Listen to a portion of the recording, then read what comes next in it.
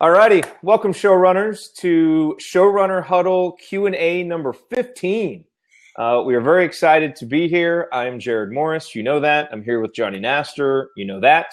And right now we have 4 excellent questions to go through. And these are all really, really good questions. So we probably could take the whole time to go through these questions. But if those of you who are viewing live, if you have questions as we go, or if you have follow-up questions or context, anything, please feel free to use the chat to do that. And that way we can answer those questions as we go. But otherwise, we'll hit these questions, talk about anything that you want. We are yours for the next about 57 minutes. Nice. Johnny, how are things? Things is good, man. No complaint. No complaints at all. Things are going well. Good. I like your red Showrunner swacket that you're wearing. Yeah. Sweater jacket. Thanks. Mm-hmm. There's Margot. So quick update from the land of my podcasting. We've been talking about it. You've been trying to push me to do it for quite a long time, but I did an episode of Hack the Entrepreneur without a hack, without the regular questions, without anything, totally off the cuff. And the response has been slightly unnerving because they really, really like it. 2 people actually said this is actually better than the regular format. I was like, don't even start. But yeah, when did you release it? I haven't heard it yet. Tuesday. The day it was for Jay Bear. So it was just an interview. It wasn't a monologue with you. It was no. It was like, so Jay Bear's been on my show. He was like one of my first 30 guests, and he asked to come back on the show to promote his new book. At first I said no, and then he sent me his book, and it was like really, I mean, it's sort of customer service as the new marketing. Hug your haters, right? Yeah, totally. And so I read it and I was like, wow, this could be really cool. And so we scheduled him to come on. And then it was a Monday morning. He was supposed to come on. Sunday night or Sunday late afternoon, I canceled on him. I was like, dude, I need to reread I was kind of freaking out because I was like, I was totally honest with him. And he's like, I'm on a plane right now, actually. He's like, that's totally cool, man. How about in 2 weeks? He's like, oh, drop something else and get on. So he came on the Monday this week, actually. And then I put it out the next day to go coincide with his book. It went really well. It was cool. It was really cool. And you canceled because I didn't feel ready to do the interview based on anything other than because you weren't going to use your normal questions. Yeah, because I've already asked him those questions. Yeah. Right? So it's like, well, I can't ask him those questions again. But it's funny. You didn't want it to just be like him regurgitating stuff out of the book. No, not at all. No. So we just, I actually it was a pretty loose, actually I had about 12 questions sort of ready, but I only took a couple of them. He answered some stuff and we went some other places with it. And then I brought it back to like my audience being like small business sort of people or like solopreneurs, how they could use this and kind of get the upper hand of like the Goliaths of the world in their marketplace. He ran with it, man. It was awesome. It was really cool. It worked. I'm not saying it was awesome because it was me. I felt really good about it. Yeah. And then I released it the next day, and the audience has been great. I was straight up like, just tell me if you like it or not. I'll do more of it if you'd like. But I've only turned down people to come back on my show a second time up till now because I didn't know what to do with it. So is this something where maybe now a second time someone comes on, you'll do it kind of more free flowing, but you'll keep the regular format for people's first appearances? Yeah, totally. Because I don't want to say no to people. I did it out of fear. And like we do most things, right? And so now I'm like hoping like people, they have a new book or a new product or something. It's like, yeah, come back on and we'll talk about your expert field in the context of how it will help. And then it's not like an awkward beginning. So, Jay, glad you're on here again. Boy, this is awkward. I have no more questions. So what's something else that you do that no one else does? So funny thing is that since he's been on, I've come up with this question about like, tell me your process for coming up with what you should do next for projects. And so I didn't get to ask him that one in the original one. So that was my first question. I was like, all right, I asked this question now, but I didn't get to ask you. And when I first heard the name of the book and what it was about, I was really confused because I was like, this isn't like Jay Bear or Convince and Convert. Like it didn't seem to fit for me. So why did you decide this? And he's like, oh, it's an interesting question. And so I was like, oh, there we go. So kind of worked it in, and then we just flowed from there. So Yeah. there was Very cool. no, Jay, tell me about yourself. I was just like, if you don't know about Jay, go back and listen to Jay's first episode. That's nice. That's very nice. So Cool, that's man. I look forward to listening to that episode. Cool. I went out on a limb, and it seems to have worked. So. Very cool. Hey, you got to go out on a limb sometimes. You have to. You really do. You got to take risks and blaze some new ground, and that's how you know. I mean, it won't always work, but you have to be okay with that. So Redful is asking, who are we? We are the hosts of the Showrunner. It is a podcast about podcasting. We also run the Showrunner podcasting course. And so we do these about every other week for the folks inside of the course. And we'll also do some public ones where we'll take questions from everybody. But for these sessions, he's asking why he can't call in. Because we really try and keep these for questions from people submitted in the course. So what are the goals? Holy smokes. Yeah. Hey, our goal is to help you develop, launch, and run a remarkable show. And so we answer questions that help us fulfill that goal. That's the big idea. So speaking of that, let's get to some questions. We've got some really good ones. Let's start with Roman's question. Sorry, I'm reading them over on this screen over here. I know it's awkward that I've got computer screens up here. So here's Roman's question. We could probably spend an entire hour on this question alone. Is time spent on social media worth it? That's a loaded question. Is it better spent creating content for our shows? Is there a balance? If so, what is it? 50-50, 90-10? What do you think? You want to take this one to start? Yeah, this one's hard. So we've had this discussion on the show before, especially with new technologies. And this one, I think I'm going to change my tune a bit, or I have to because of what I've been doing in the past couple of weeks. But on the show before, we talked about Periscope and Meerkat and something else. And at that time, I said, Jared, that especially new social media technologies, I typically ignore them. Maybe if they're proven later, but I hate getting distracted by, I don't need the newest, shiniest of anything, never mind social media. But I think you have to build an audience within the context of a blog or a podcast or anything online today. You have to pick at least a social media network that you're accessible on. That doesn't mean you have to spend time on there. Don't waste time. Don't do all those things. Like, don't use it as a distraction from doing the work that you need to do.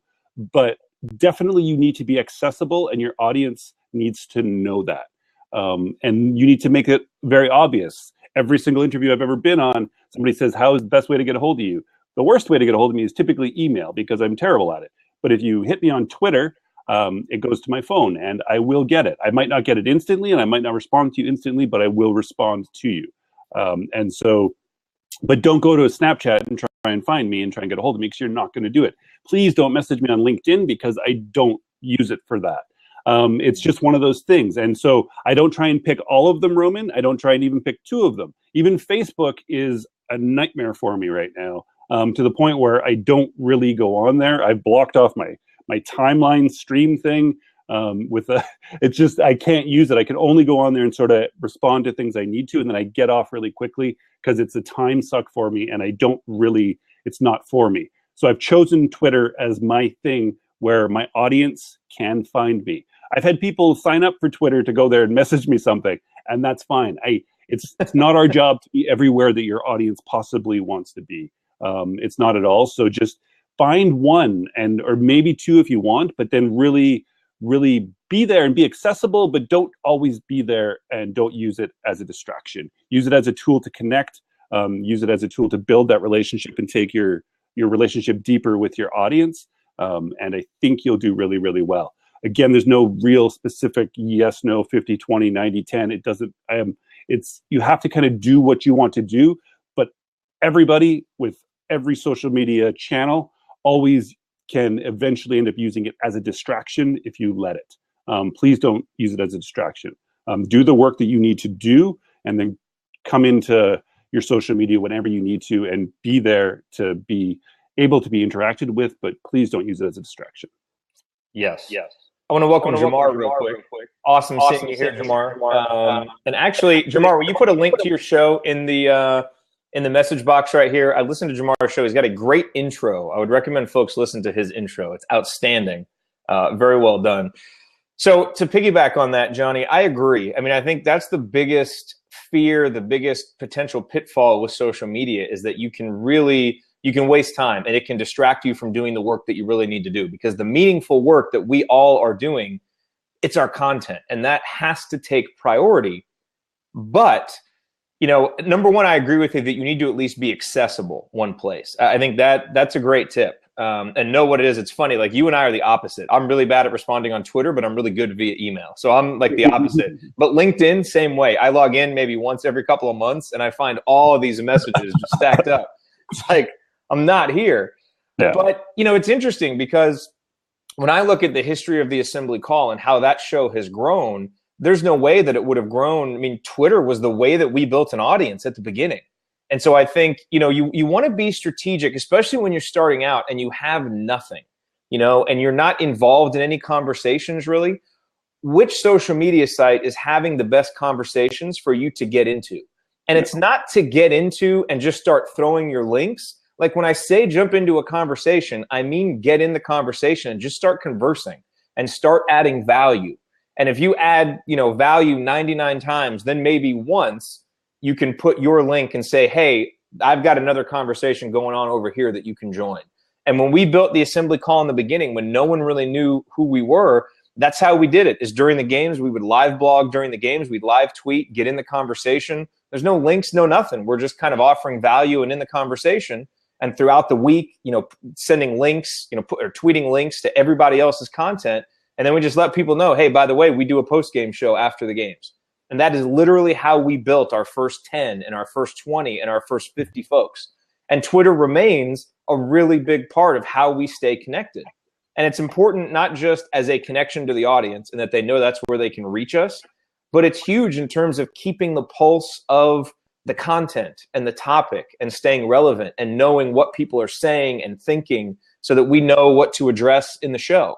And I think that can be very important too for all of our shows, where even if it's not hyper current like the Assembly Call, all of our shows have some level of currentness to them where we want to stay up to date and we want to know how people are talking about them.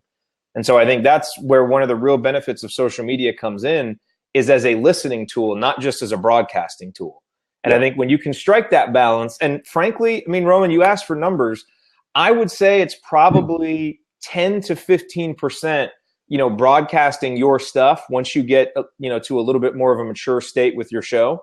But then it's 80 to 85, maybe 90% listening and conversing, and use it for that.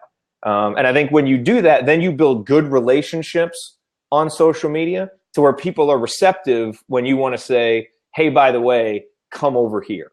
I think people too often jump too quickly for the, hey, I'm jumping in this conversation, now come over here.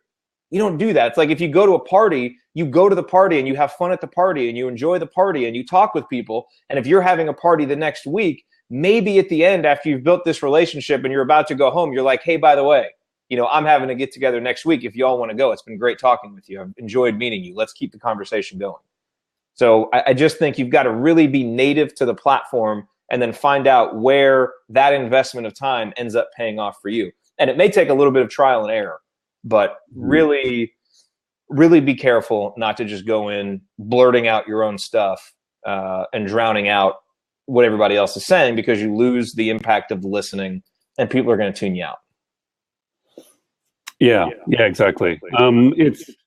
And so Marco mentions Anchor, and that's why I said that I've kind of changed. And the fact that Anchor is really new, but I started using Anchor a couple of weeks ago, just as an experiment. But it's so crazy easy that you could get sucked into that. But I don't allow myself more than like twice at 15-minute intervals to go on there and get back off.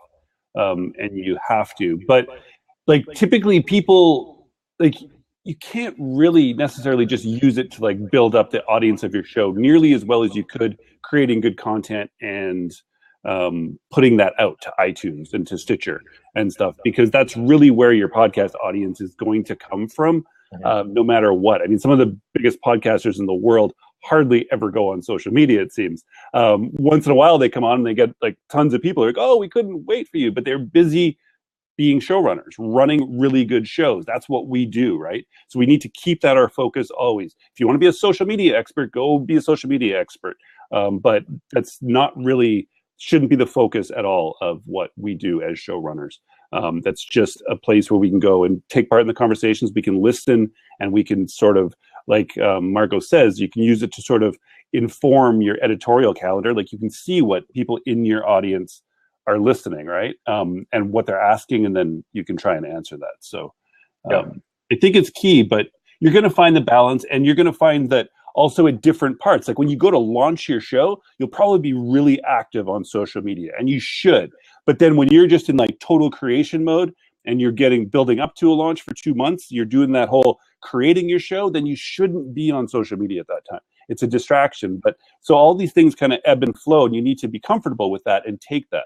And just always be aware that it's like, is this a distraction or is this something else? If you're at all thinking that maybe you're just distracting yourself from the real work, then you probably are. I have to do this to myself.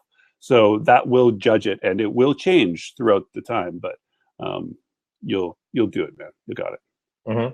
And Annie says that she's gotten almost all of her guests from social media. That and that is a really good use for social media, is the ability to reach out and connect with people that you may want to talk with. So again, I think it comes down to being strategic and being intentional with it. And that doesn't mean that everything that you do has to succeed, but it means that you're not just going on there and wasting time and using it as a tool for procrastination, or, that it's just the resistance that is preventing you from doing the things that you should be doing.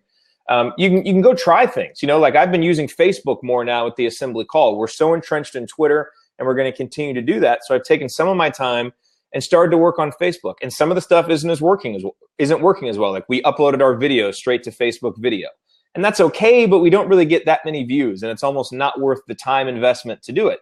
And frankly, putting out links hasn't driven a whole lot of traffic, but we've gained a ton of likes when we've put up really cool pictures that other people have done, which doesn't give us any immediate benefit, but then we can post little snippets of stats and ideas and comments that we're going to talk about on the show. And while there's no real way to quantify it, it's usually stuff that I'm writing in notes anyway to prepare for the show. So it takes me 45 seconds to copy over, and I know that it's getting a reach of 1,000 and people are seeing it, so it's worth it. Mm-hmm. And so you kind of try stuff and you see, okay, this is taking too much time and it doesn't really work. This takes 45 seconds. I know a lot of people are seeing it. It keeps me top of mind, that kind of thing. And so, there's some art to it. There's some science to it. But I think when you start feeling like I may be wasting time over here, then you probably started wasting time 10 minutes ago. I think you typically get a pretty good idea of when it's valuable based on feedback you're getting, positive outcomes you're getting, like what Annie said, about, you're finding guests on there. So your gut can probably tell you, especially if you've been around the internet for a little while, when you're wasting time and when it's worthwhile. Yeah.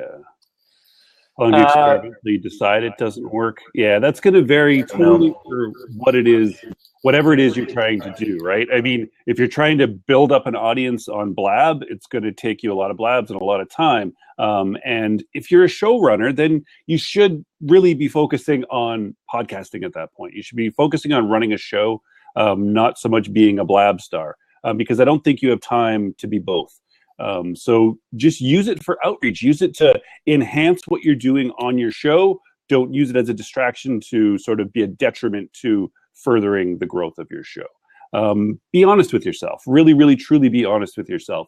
And sort of maybe even like each like Sunday night when you're heading into a new week, just kind of think back over the last week and be like, did I spend too much time? Do I think I'm moving the needle in the right direction by spending that much time on social media? Like, nobody knows this answer better than you, and there's no certain metric, right? Just if we're honest with ourselves, we usually can figure out when we're wasting time and when we're not.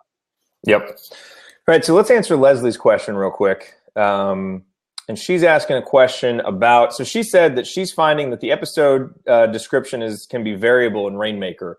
That she has Rainmaker and she's using the excerpt field. iTunes will show the excerpt, but other podcast players show everything on the episode page. Any suggestion on descriptions when podcasting with Rainmaker?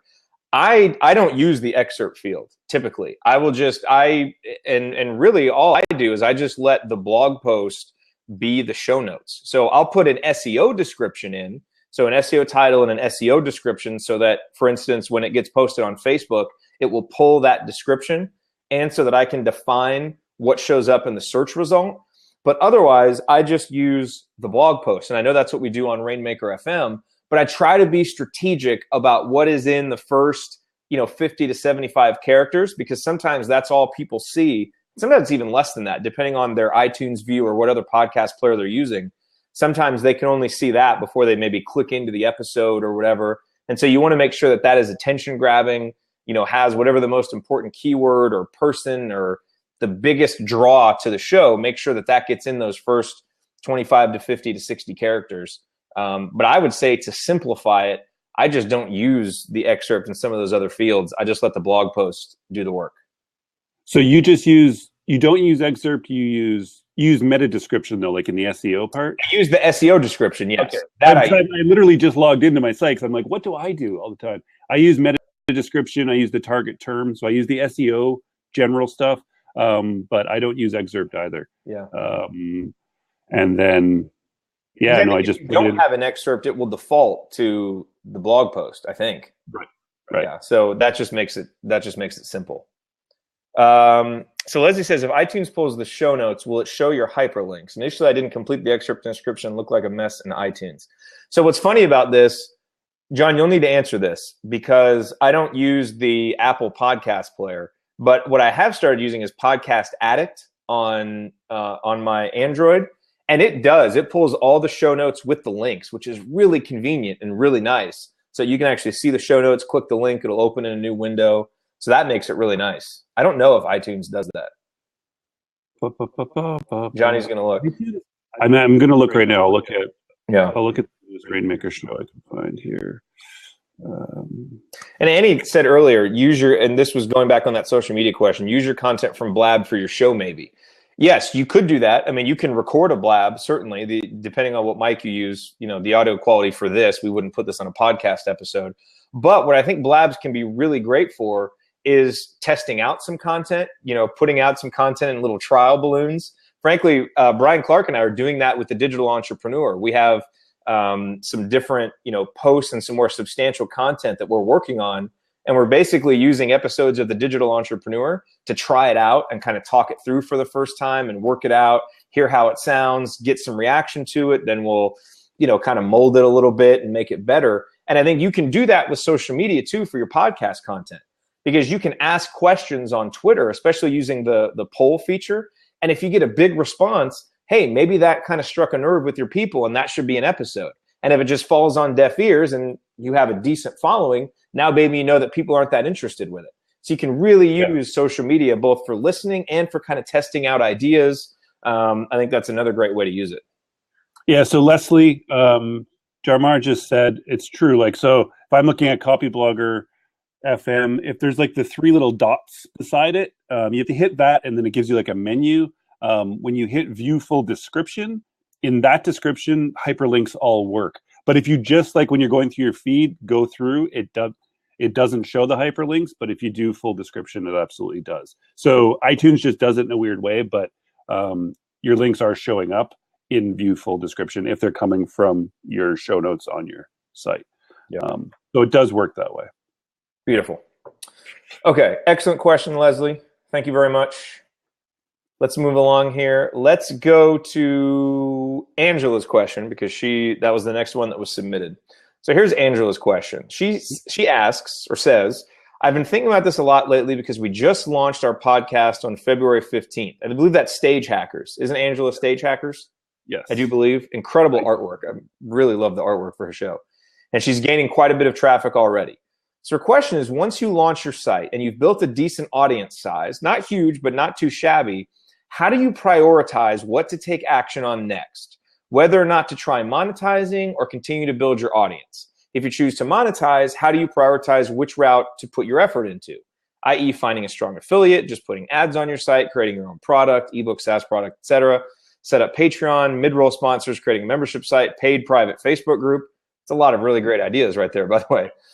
So basically, at what point in her download numbers or email subscribers should she start to try to monetize, and which direction is the best to begin with if we're building an audience from scratch?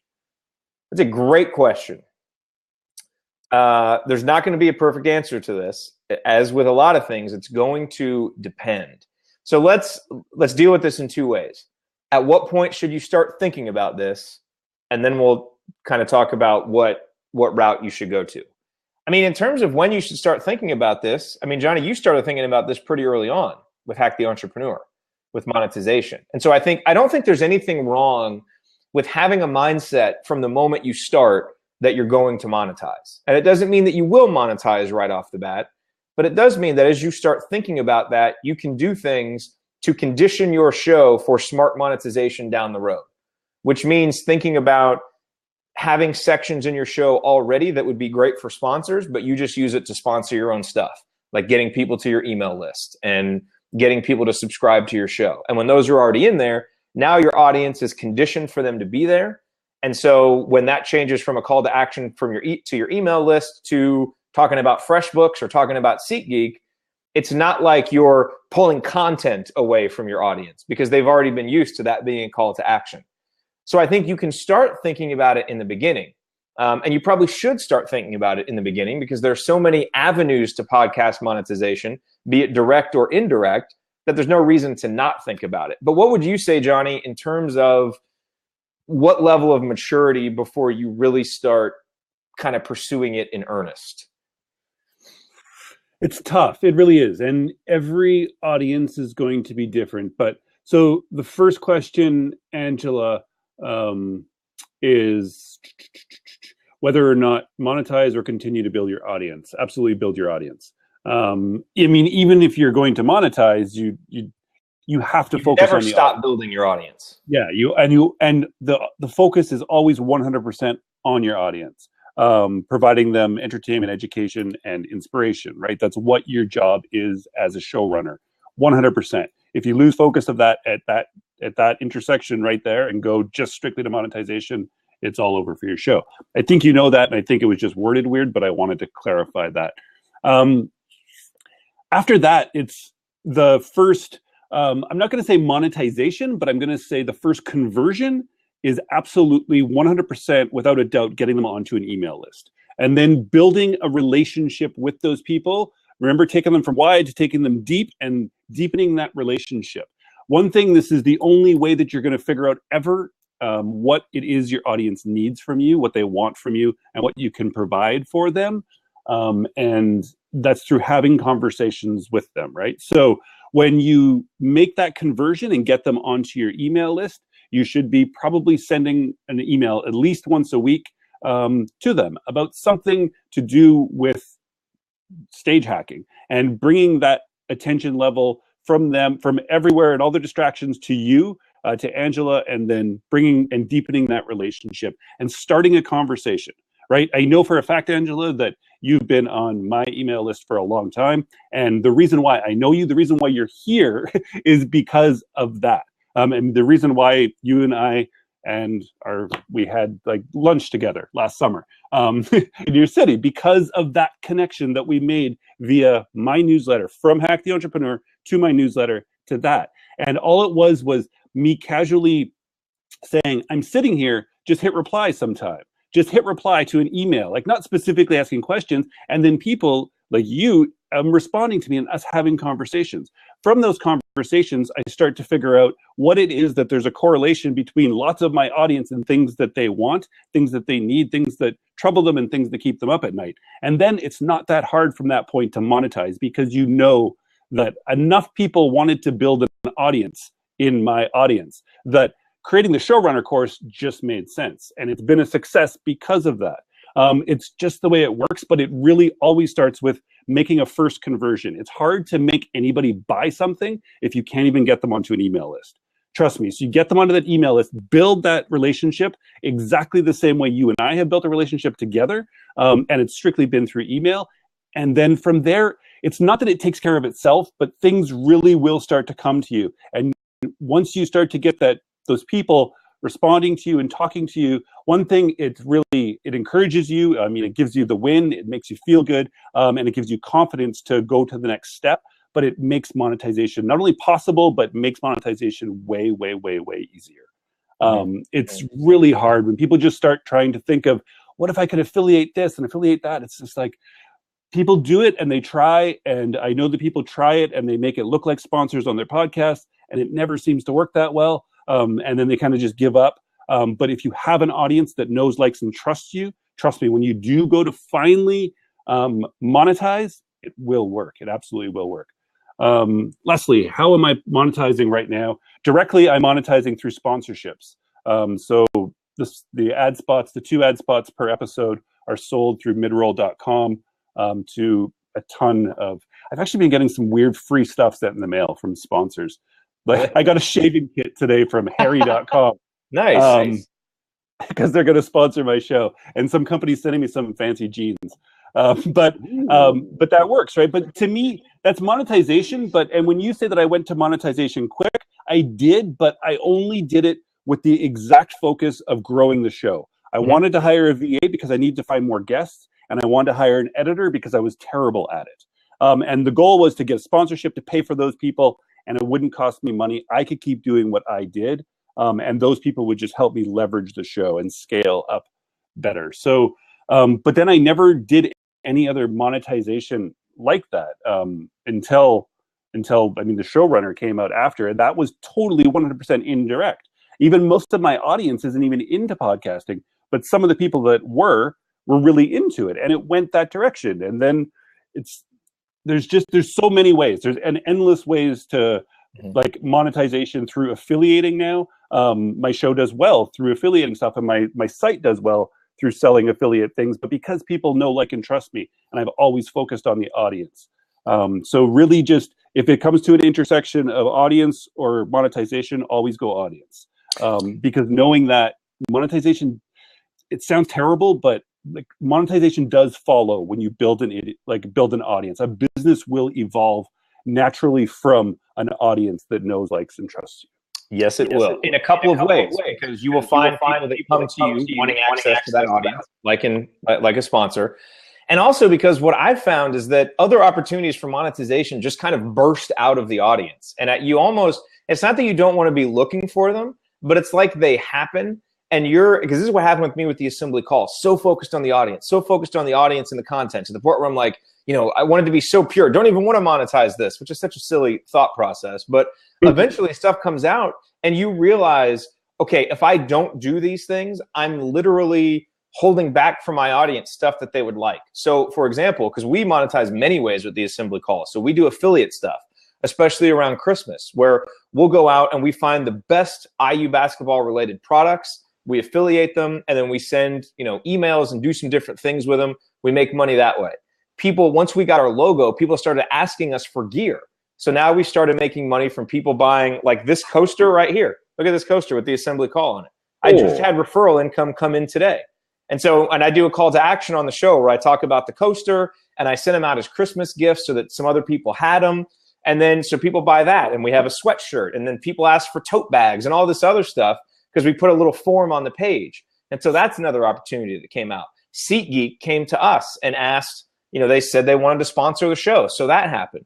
Plus, we started doing donations because people said, how do we support the show? We want to support you.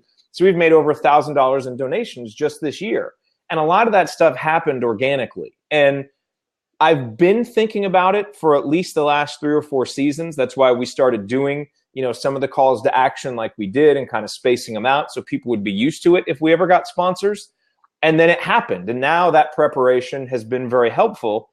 And the other stuff just kind of came organically out of serving an audience. And you listen to them. Because with a show for Indiana basketball, it's not like we can really put out information products that people are going to want to buy because it makes them money. It's different than the Showrunner with a course.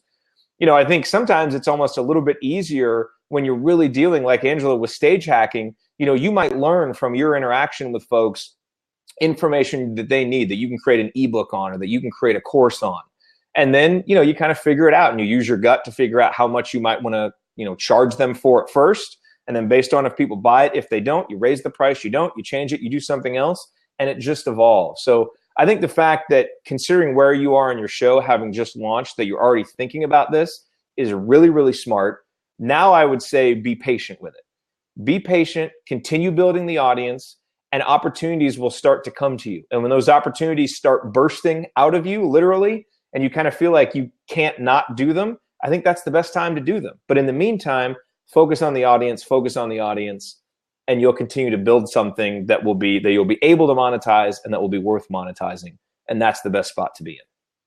Yeah. And then to be clear, really, because looking back on what I did is I actually, with Hack the Entrepreneur, I think I took too long. Like with the book is was the first direct monetization, direct beyond sponsorships, but of my own product. It's a $3 product. But I've literally seen engagement and the popularity of the show rise once I released that, which was kind of shocking to me. But also at the same time, it doesn't matter. It wasn't like negative towards my show, not doing it too soon. Whereas I think if you try and just sell things too quickly without focusing on the audience, it can be detrimental. But again, like everything, everybody's situation is different. And if you need to monetize quicker, then by all means you can. But if you can take the optimal route, then always focus on the audience.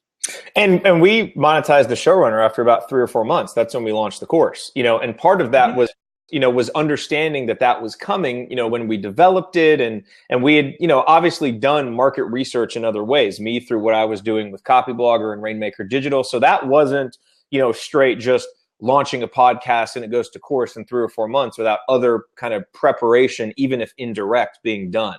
Right. But, so that's not a directly applicable example, but it does show you what can happen, especially if you've already been creating content and doing something related to your topic, and then you start a podcast. You may have that idea already in mind, and you can actually be using your podcast episodes to start seeding lessons of your course or testing that material out. So it really depends on where you're starting from, what your topic is, how much of an audience you already have built. There's variables that make each show different. But I think the big key here is to have the mindset from the beginning that it is possible, and not just possible, but it's probable and it will happen. So be thinking about it, but then, let it happen naturally, let it happen organically, because it will. And I think that'll put you in the best position. Okay. So let's go to Sonia's question. Are you ready? Born ready, man. All right. So Sonia says, I've been thinking about how to better integrate my content, specifically the blog and the podcast. When I launched my podcast, I started emailing my audience the episodes each week, which increased my emails from 1 a week to 2. I stopped the podcast email at the end of the year because I thought it was getting to be too much email. But I don't want blog readers to forget about the podcast. I also want to keep in mind that since podcasting isn't my only channel, new subscribers may not even know I have a podcast. This is a common dilemma.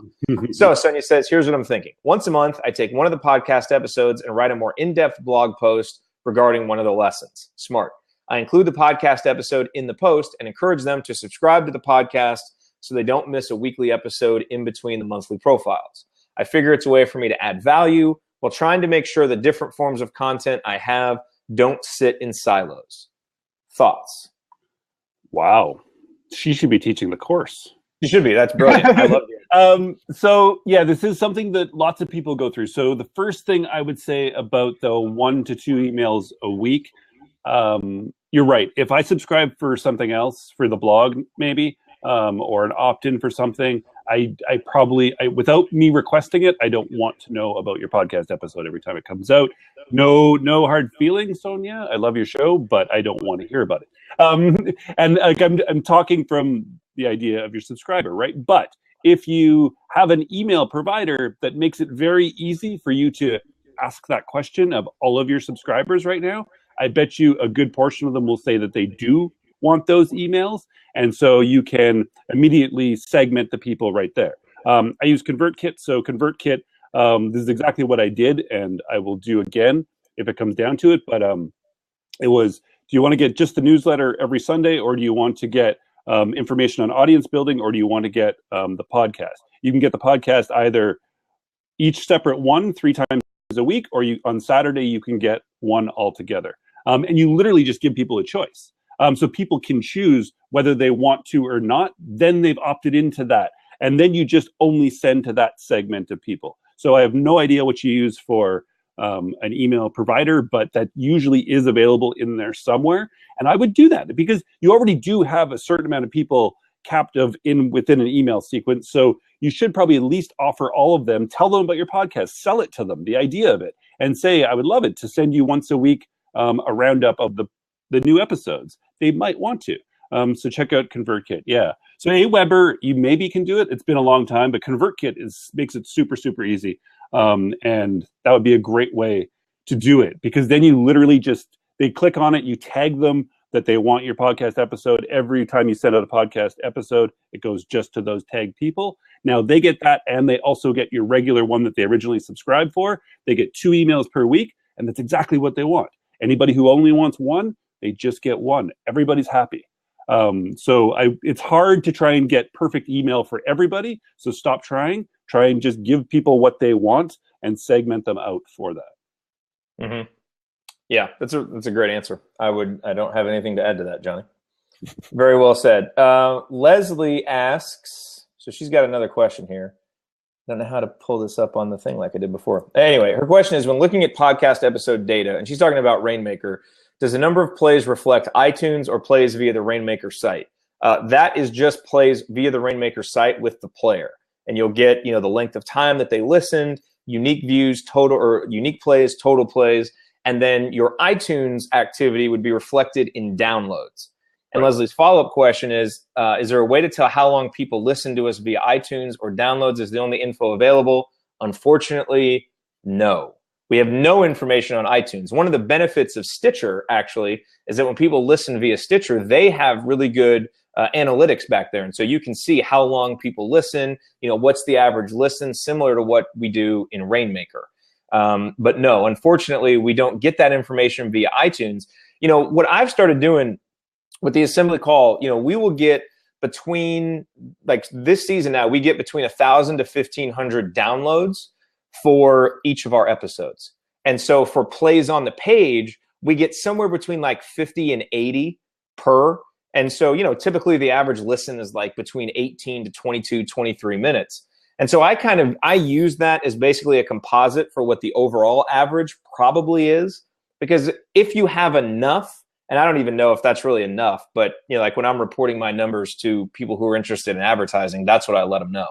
So I think what people do on the page can be an okay composite, but I'm not sure how specifically accurate it is. But unfortunately, we can't get any more information from iTunes. We all hope at some point that changes, but you have to kind of take that play data, let it be a guide for how long people are listening, but that's about all you can do with it.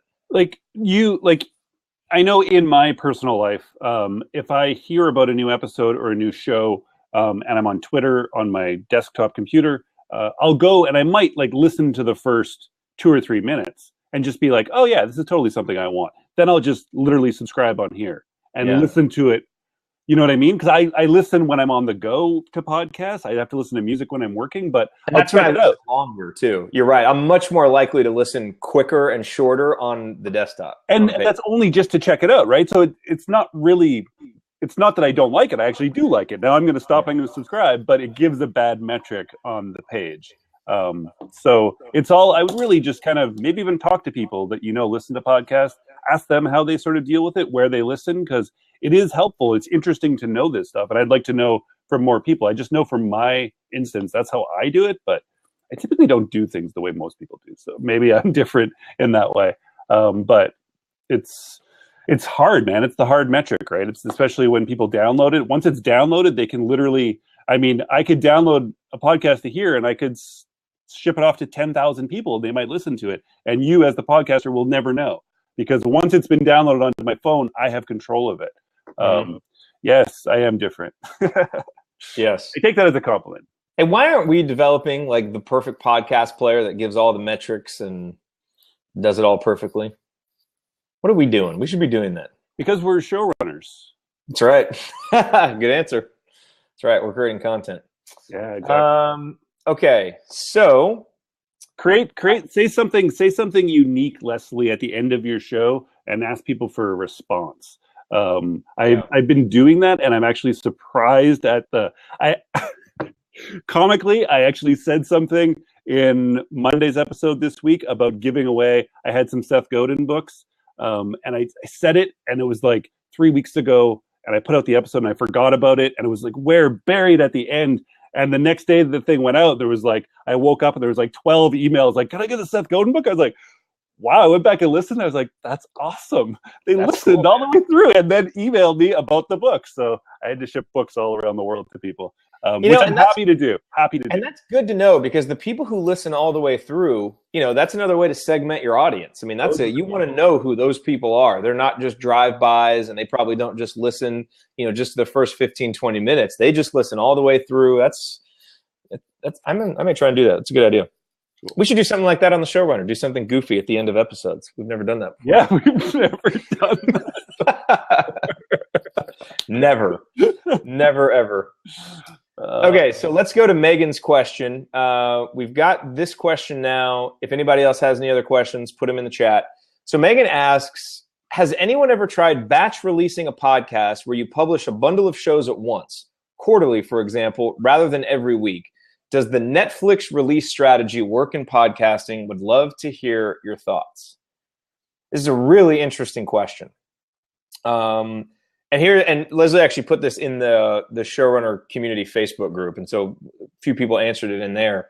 And I wanted to get your answer to this, because what I said is, I really think for a new showrunner, especially if you don't already have an audience, I don't think putting them out in batch is the best idea. I think you want to put them out, have your 3 or 4 when you launch, put them out once a week, really work to build up momentum, that kind of thing. But I think once you've built an audience and when you have an archive of content, now I think you have some freedom to do that where it could really work. Like, for example, if we had just pretend that we didn't have the boost of Copyblogger when we launched the Showrunner, right? If we had just put out a 10-episode free course on podcasting just out onto iTunes, I don't know how great that would have done it would have done okay because we could have posted about it on Copyblogger, but without that ability, I don't know that it really does very much. But if we did it now with an audience already built, I think we could do a lot with something like that, right? And so I think it's going to depend on if you already have an audience in mind and then what your goals are for that. If you have a unique way it's going to be promoted, a unique way that it fits into your marketing funnel, then maybe it could work. But I think for most people who are getting ready to launch their first show or maybe even their second show and they're working on building an audience with it, I would not recommend just putting it out there like House of Cards. I think you really want to build up, use that, the weekly time to build up. That's what I would say. What do you think? Yeah. That's what I do say. Sorry, Heather and I were talking about this the other day. Little phrases like that's what I would say. It lessens the strength, the confidence in your point. Don't say you would say. I just said it. That's what I said, not what I would say. Sorry. Just like saying, honestly. Yeah. Like, hey guys, I'm going to be honest with you right now. All the rest of the complete lie. Yes. But so Chandler, wouldn't you rather have someone thinking about you every week for 10 weeks versus one binge? Yeah, definitely. So I actually saw a new show coming out on Netflix, or I read about it on a blog somewhere. And they're actually, I believe, doing 3 episodes the first week and then 1 a week schedule they're going to try, which was interesting. So they might actually be switching from that model too. But I mean, they're in a different model because you're paying for their monthly membership already. So they're trying, and they have so much content that they can do that with one show instead of hundreds. So we talked about this about a month and a half ago, Jared, and I actually have it on my calendar for my VA is going to start work on it next week. But I'm going to do a top 10 Hack the Entrepreneur. And so I was thinking about this before even seeing this question. I was like, wow, should I release it all as 10 episodes at once? And I was like, no, instantly. I was like, no, I'm going to do it exactly as I teach any other showrunner to do it. 3, day 1, subscribe, get this. But you want, like, what else? There's nothing to subscribe for if you have all 10 episodes right there. Why would I ever subscribe? I'll just download all 10 episodes and ignore you. Plus, you'll notice with the algorithm of iTunes that once shows stop publishing, they often slowly move down. But if they keep publishing, it keeps sort of staying up where it needs to go. So I know I'm going to have 8 weeks for new and noteworthy. I want to maximize that. So I'm going to do 3 on the first day, and then I'm going to evenly space everything out so that it fills up 8 weeks. After that, I don't really care. It's really only to get in front of a new audience or a new potential audience. It's just an experiment. I'm going to release my top 10 episodes with new artwork, a new just feed and everything separately out. And all the call to actions are just driving everybody back to my site anyways. where they'll hopefully just subscribe to the show. So that's exactly how I'm going to do it. And I'm going to do it because I know that is definitely more effective than just the binge.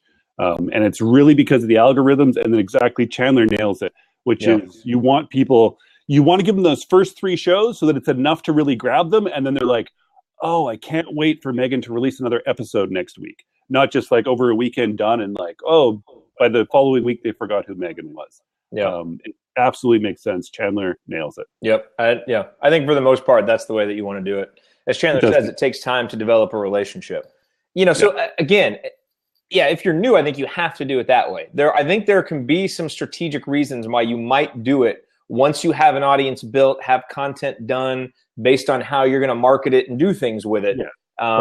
But I think for the most part, you're better off doing like if you were putting out like a bonus series to your feed or something later on, and you had 10 like training episodes you wanted to just get out, by all means, you could just put those all out there so people could get them.